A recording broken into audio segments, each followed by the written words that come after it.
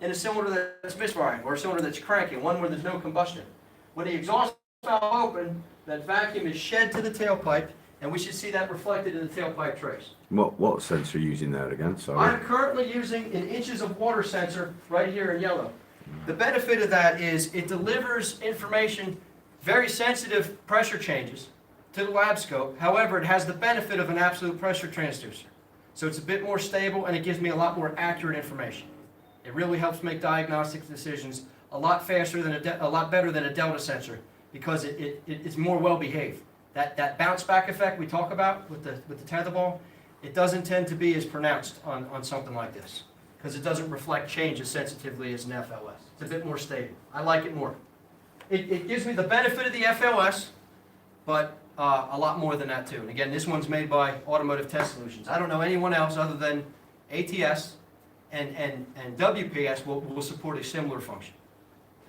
So if you guys ignore the yellow trace for now, if we look at the green trace, we recognize this as exhaust valve opening, right? Exhaust plateau, intake valve opening, right? That's exactly what we're looking at here in the green trace.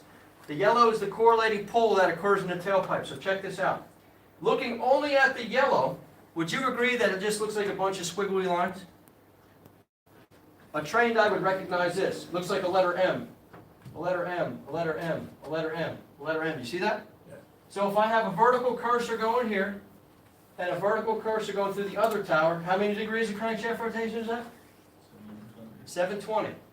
How many pulls do I have between that? We got 1, 2, 3, 4, 5, 6. And we repeat again. How many cylinders does this engine have? 6. Okay? Watch this. Vacuum in the cylinder. Exhaust valve opens. Where does the vacuum dissipate to? I know I said that backwards. It's really pressure coming in, but you know what I'm getting at. Where does the vacuum leak out to? The tailpipe. Watch this. I go straight up here. The long pull is for the exhaust valve opening. This pops open, it goes, and it pulls down on the tailpipe. Do you guys see that?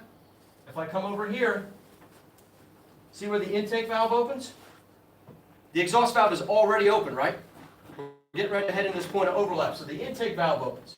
If the exhaust valve is already open, and the pull is for the intake valve opening, this big pull is for the exhaust valve opening. So this letter M isn't all for the same cylinder. The right half of the letter M, that long pull is for the EVO, and the short pull over here is for the IVO. But the point is, they're almost all the same, aren't they? Except this. Here, that's me breaking them up in different pieces.